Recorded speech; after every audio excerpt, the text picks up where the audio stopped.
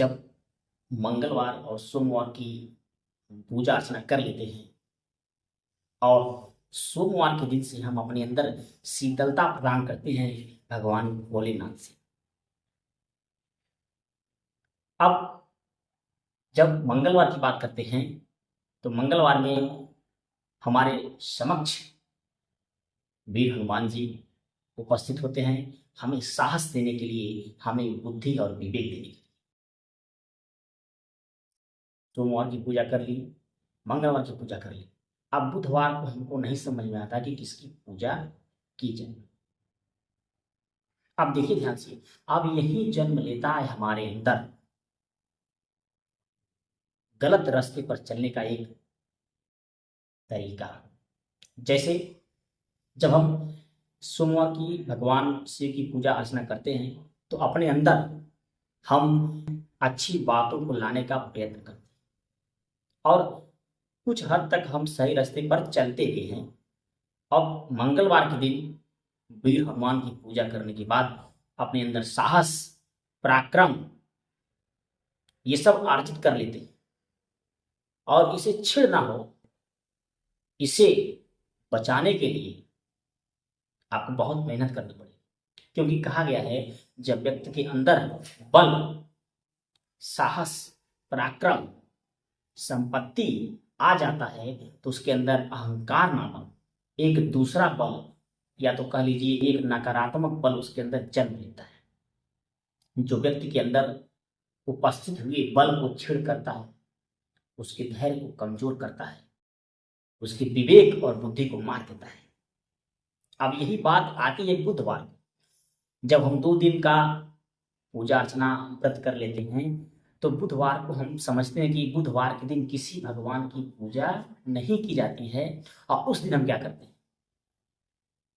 करते हैं, नशे का सेवन करते हैं, मुर्गे खाते हैं, मछलियां खाते हैं, भेड़ बकरियां खाते हैं। क्योंकि हमको ये लगता है कि उस दिन किसी भगवान का जन्म नहीं हुआ है, उस दिन किसी भगवान को पूजा नहीं जाता है। हमारे दिमागों में ये भर दिया गया है कि सोमवार के दिन पूजा भगवान शिव की करते हैं, मंगलवार के दिन पूजा भगवान हनुमान की करते हैं। अब आ गया बुधवार, कोई भगवान नहीं, सारी लिमिटेशन समाप्त हो। अब ध्यान दीजिएगा कि सोमवार मंगलवार के बाद बुधवार को हम स्वयं सारी लिमिटेशन खत्म कर देते हैं और अपने आप को भोग विलास में व्याप्त कर लेते हैं। 2 दिन का जो पूजा अर्चन से प्राप्त ज्ञान को वैसे का वैसे बहा देते हैं। ये बुधवार के दिन हम करते हैं। ऐसा क्यों करते हैं? क्योंकि कहीं ना कहीं हमारे दिमाग में भरा गया है कि बुधवार के दिन हम कुछ भी कर सकते हैं, कोई कार्य नहीं कर सकते। लेकिन प्रत्येक दिन को आप एक ही दिन मानिए, एक निश्चित दिन मानिए, क्योंकि भगवान ने प्रत्येक दिन को एक जैसा बनाया। सोमवार के दिन भी वही सुबह, वही सवेरा, वही शाम, उतने ही दिन का, उतने ही घंटे का दिन, कुछ नहीं अंतर होता है, सब कुछ वही रहता है। लेकिन हम यहाँ आकर दिनों को बांट दिए, दिनों के नाम से भगवान को बांट दिए और बांटने के बाद भी हम स्वयं उस रास्ते पर चलने के लिए बाधित भी नहीं होते हैं, अपने आप को स्वतंत्र महसूस करते हैं और बुधवार के दिन वो समस्त क्रियाकलाप कर लेते हैं जो हमारे शरीर के लिए, हमारे समाज के लिए, हमारे भगवान के लिए सही नहीं हो सकते। सोचिए, क्या सही है? अगर आपको नहीं समझ में आता है कि बुधवार को क्या किया जाए तो सबसे सरल बात, अपने माता पिता की सेवा करें, अपने परिवार में उपस्थित होकर खुशियों को बढ़ाने का प्रयत्न करिए। कर सकते हैं, माता पिता की सेवा करें। अब आप एक डायरी में लिख लीजिए, सोमवार को मैंने भगवान शिव की पूजा कर ली, मंगलवार को मैंने वीर हनुमान की पूजा कर ली, तो बुधवार को हमने माता पिता की सेवा कर ली, समाज में कुछ सेवा कर ली, मंदिरों पर जाकर कुछ दान दे दिए, कुछ भिखारी को खाने पीने का सामान दे दिए, ऐसे व्यक्ति की सहायता कर दी जो असहाय हो। इसको बांट लीजिए बुधवार के दिन। यानी बुधवार के दिन आप सोमवार और मंगलवार से भी ज्यादा अपने आप को व्यस्त रखने का प्रयत्न करें। उससे क्या होगा? चलिए, मान लीजिए आपने बुधवार के दिन छुट्टी ली और अपनी फैमिली में, अपने सगे संबंधियों में, अपने रिश्तेदारों में, अपने समाज में एक कदम बढ़ाया कुछ अच्छे कार्यों को करने के लिए, और आप कुछ हद तक सफल भी होंगे। अगर आप एक कदम उठाते हैं तो धीरे धीरे आप आगे बढ़ करके और समाज में कुछ अच्छा कर सकते हैं। लेकिन तभी जब आपके अंदर करने का जुनून, वो जज्बा होना चाहिए। इस क्रम में आप एक सामाजिक प्राणी बन सकते हैं जब आप अपने घरों से उठकर, अपने मंदिरों से उठकर, अपने भगवान से उठकर भी काम करने का प्रयास करें। कुछ समय अपने परिवार को भी दें, अपने माता पिता को दें, और जो बचे उस समाज में देने का प्रयत्न करें। चलिए बात करते हैं। सोमवार के दिन हमने भगवान शिव की पूजा आराधना कर ली। मंगलवार के दिन वीर बजरंग बली की हमने पूजा कर ली। बुधवार के दिन हमने काम पाठ लिया, माता पिता की सेवा के साथ साथ, परिवार के साथ, और कुछ समाज के साथ, कुछ ऐसे व्यक्तियों की सहायता करना जो असहाय हैं समाज में, उनको कोई देखता रहो। बुधवार का हो गया। अब बात कर लेते हैं बृहस्पतिवार का। बृहस्पतिवार की पूजा अर्चना सबको पता है, बहुत से लोग करते भी होंगे। भगवान विष्णु की, भगवान विष्णु की पूजा बहुत से लोग करते हैं। बृहस्पतिवार का ये व्रत है। कहा जाता है कि बृहस्पतिवार का व्रत बहुत बड़ा व्रत होता है। इसको करने के लिए बहुत सारे नियम होते हैं, बहुत सारे नियम होते हैं जिसके करना सबके बस की बात ही नहीं है। उसको करने के लिए आपको अपने आप को बहुत मजबूत करना पड़ेगा, बहुत सी चीजों से आपको बचना पड़ेगा, तब जाकर के आप बृहस्पतिवार का व्रत अपने आप को कर सकते हैं। भगवान विष्णु जो समुद्र में बैठे हुए समस्त पृथ्वी को अपनी चक्षुओं को बंद करके स्वयं देखते हैं कहाँ पर क्या हो रहा है। यह भगवान विष्णु की लीला।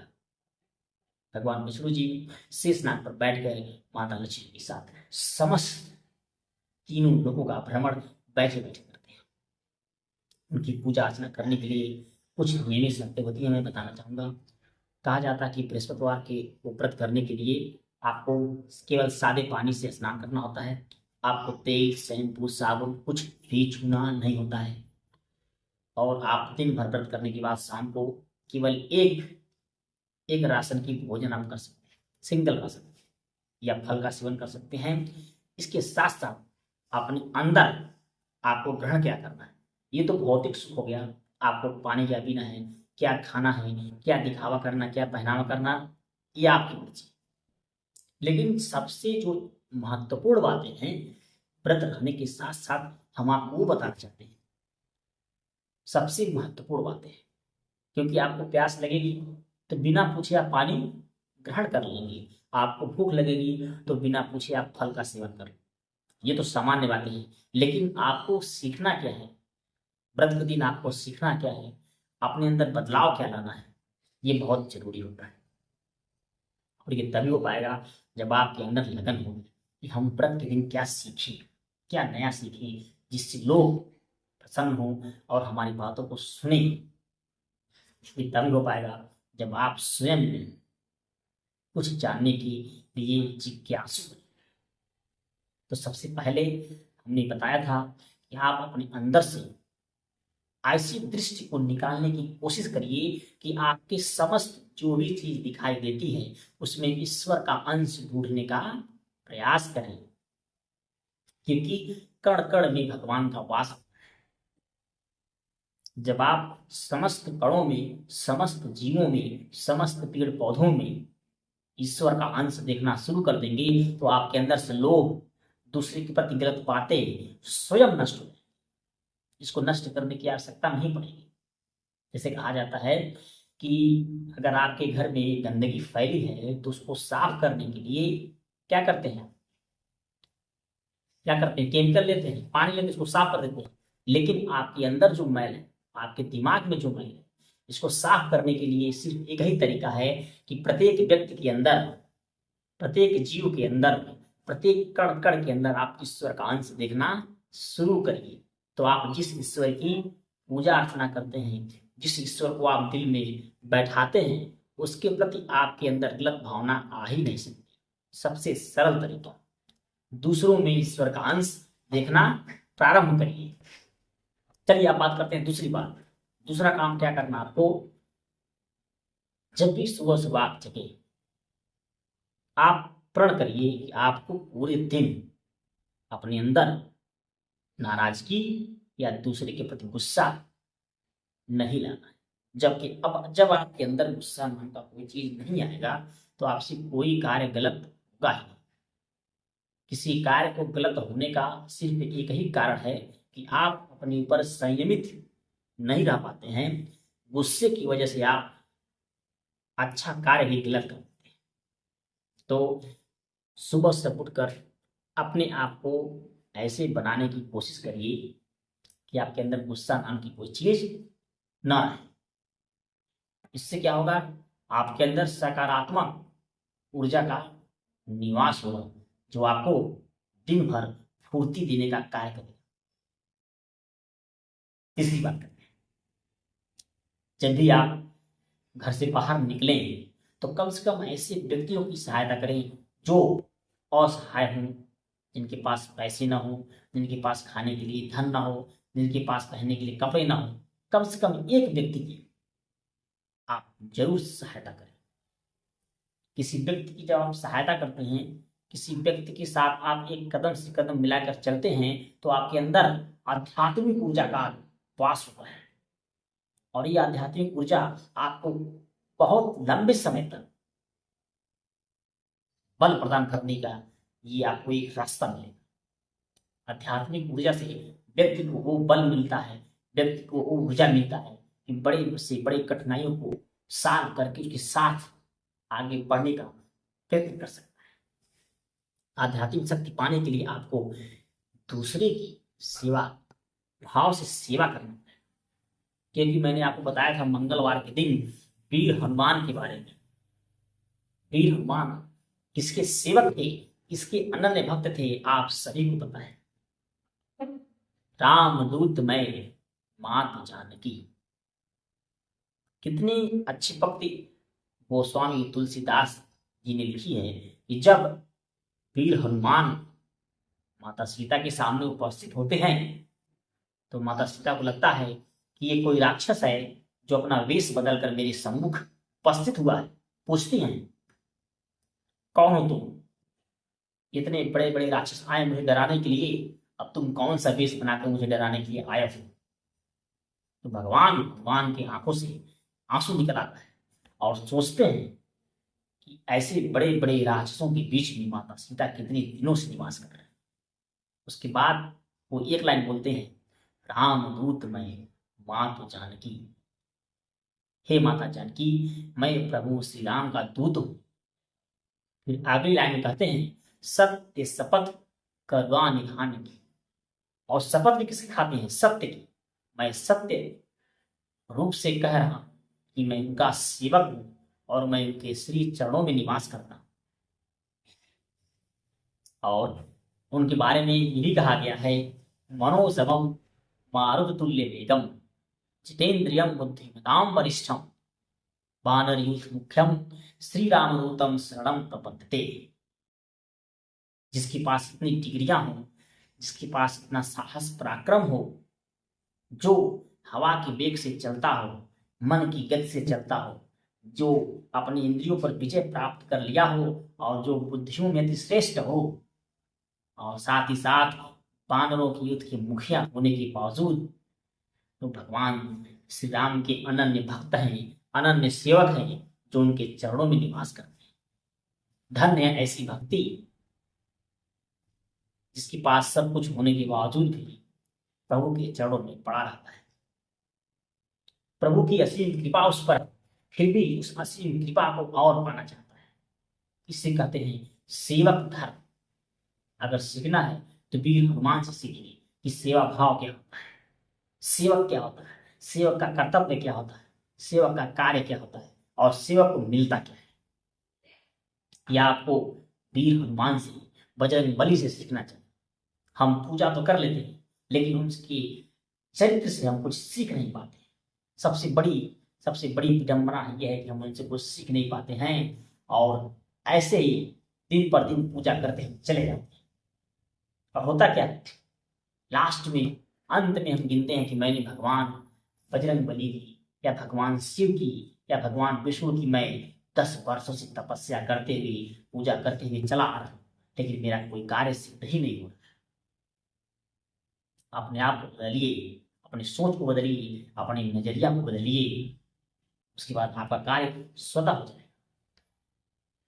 भगवान कहते हैं हम आपकी सहायता तभी करेंगे जब आप उस लायक बनेंगे। समस्त कार्य हम ईश्वर के ऊपर नहीं छोड़ सकते। ईश्वर का कार्य बस इतना है कि वो हमें सद्बुद्धि दे, सही रास्ते पर लाने का प्रयत्न करे। इसमें सबसे बड़ी भागीदारी स्वयं की होती है कि हम करना क्या चाहते हैं, हम सीखना क्या चाहते हैं और करते क्या। तो हम तीसरी बात बता चुके थे आपको कि लोगों की सेवा करें। अगली बात पर बात करते हैं, चौथी बात। चौथी बात, आप स्वयं पर कार्य करिए। स्वयं का मतलब कि आप अपने टाइमिंग को अलग अलग बिंदु पर डिवाइड कर लीजिए या बांट लीजिए कि मुझे कब क्या करना है। इससे क्या होगा, आप अपने आप का आकलन कर पाएंगे कि हम इस बिंदु पर कितना कार्य किए हैं, कहाँ तक हम पहुंचे हैं और कहाँ तक हमें पहुंचना है। जिंदगी में पैसा कमाना तो बहुत आसान हो, सब लोग कमाते हैं, लेकिन एक अच्छा व्यक्तित्व अपने अंदर लाने के लिए आपको बहुत मेहनत करना पड़ता है, क्योंकि व्यक्तित्व को निखारना बहुत मुश्किल है। और हमें नहीं लगता कि व्यक्तित्व को निखारने के लिए पैसे की आवश्यकता पड़ती है। पैसे तो बहुत लोगों के पास है, लेकिन उनका व्यक्तित्व क्या है, उनका समाज में परिचय क्या है, स्थान क्या है, यह आप नहीं समझ पाए। व्यक्तित्व को निखारने के लिए आपको स्वयं पर कड़ी मेहनत करनी पड़ेगी। अध्ययन करिए, किताबों का अध्ययन करिए, बड़े बड़े ग्रंथों का अध्ययन करिए। जितनी बार पढ़ेंगे आपके दिमाग में उतनी बार भ्रांतियां आएंगी और ऐसा लगेगा कि आपने कुछ किया है। और ये तभी हो पाएगा जब आप अपने आप पर कार्य करना शुरू करेंगे। तो चौथी बात, स्वयं पर कार्य करें, अपने कार्य को बांट लें। पांचवी बात, कोशिश करिए कि आपके मन में धन नामक लोभ निवास न करें। जब आपके दिमाग में, जब आपके दिलों में धन नामक बल जगह बना लेता है तो व्यक्ति की सबसे बड़ी वो कमजोरी होती है, क्योंकि पैसा और धन संपत्ति, इससे उबरना इस जमाने में बहुत कठिन है। क्योंकि पैसों के लिए, संपत्ति के लिए हम रिश्तों को भूल गए हैं। संपत्ति के लिए हम रिश्तों को भूल गए हैं। संपत्ति पाने के लिए हम दूसरे का कत्ल कर देते हैं, दूसरे को मार देते हैं, दूसरे को छोड़ देते हैं, रिश्तों को तोड़ देते हैं। ये धन का एक लालच है, इसे अपने अंदर से निकालना बहुत ही मुश्किल है, ना के बराबर है, और इसे निकालना बहुत ही आसान है।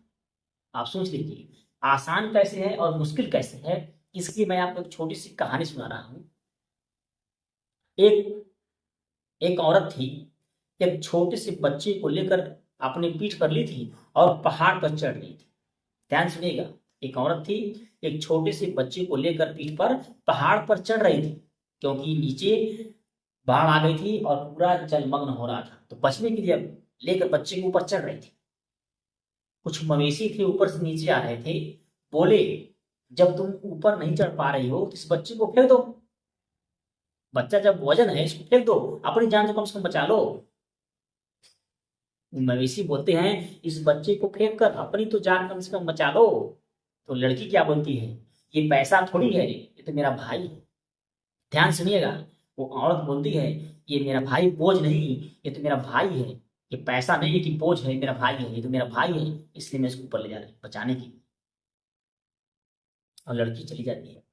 फिर एक सेठ आता है, एक सेठ रहता है जो सोने की असरफी पीठ पर बांध कर चढ़ता रहता है। फिर वही मवेशी उसे मिलते हैं और बोलते हैं, वो सेठ, वो जो पीठ पे तू गठरी बांधा है उसको फेंक क्यों नहीं देता है?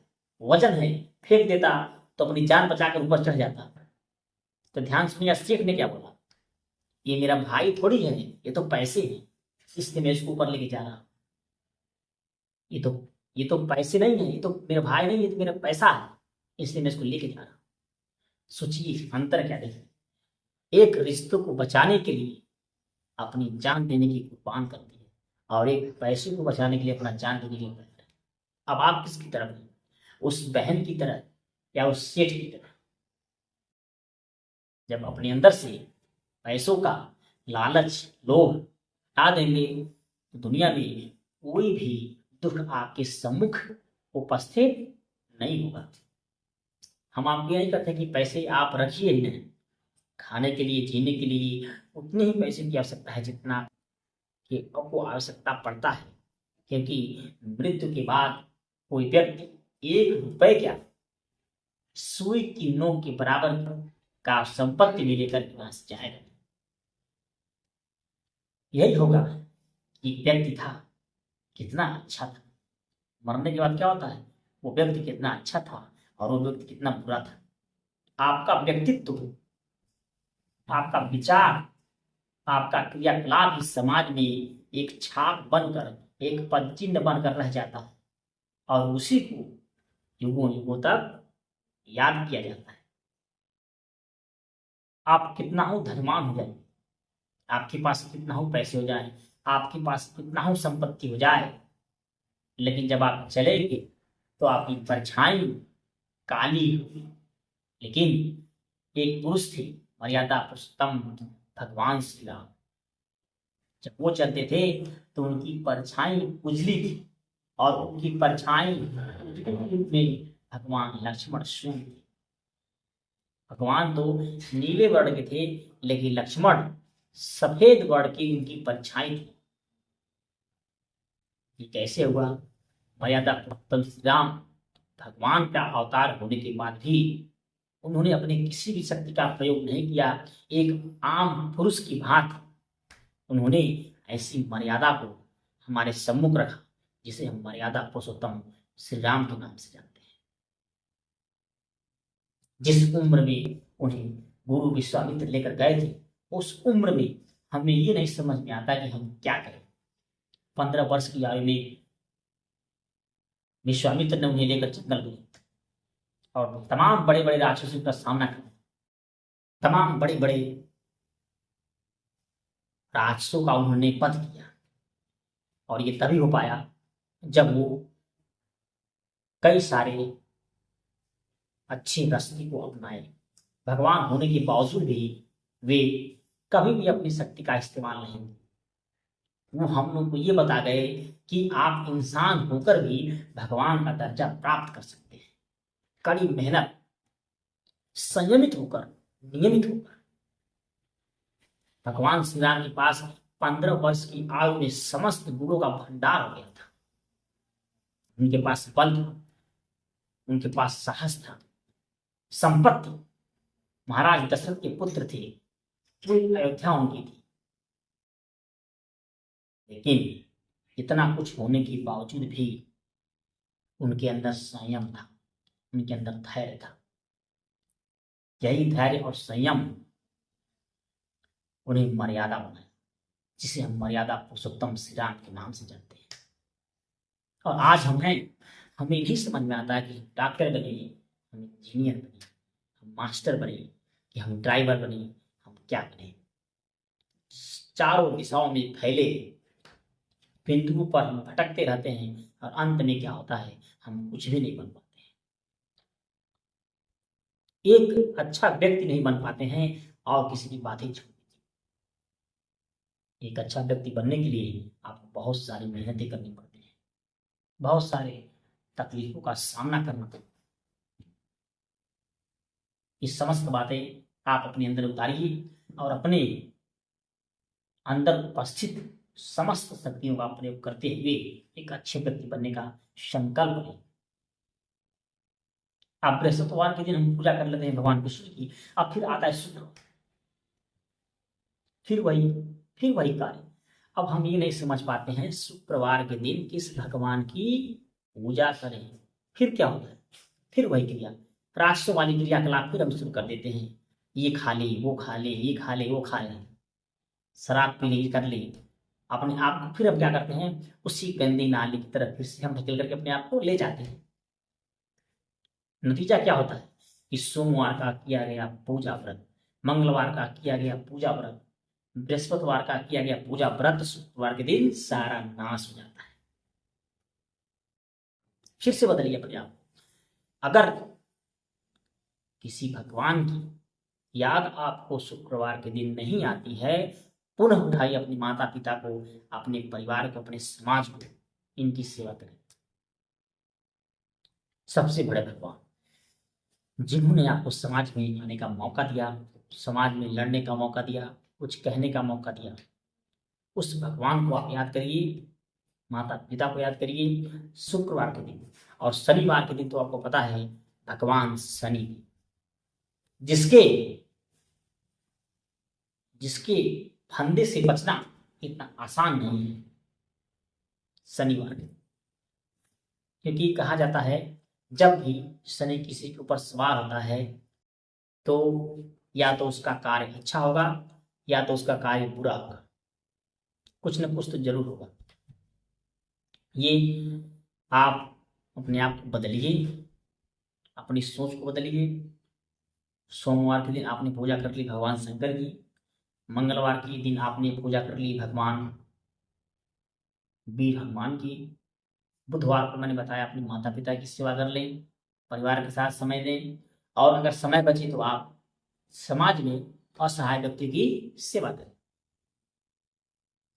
बात आती है बृहस्पतिवार के दिन भगवान विष्णु की अनन्य भक्ति करें। कई सारे नियम उसमें हैं, नियमों को फॉलो करें और भगवान की भक्ति करें। अब आती है बात शुक्रवार की, तो शुक्रवार के दिन भी आप क्या करें, माता पिता की सेवा करें, समाज में असहाय व्यक्तियों की सेवा करें और अपने परिवार के साथ समय दें।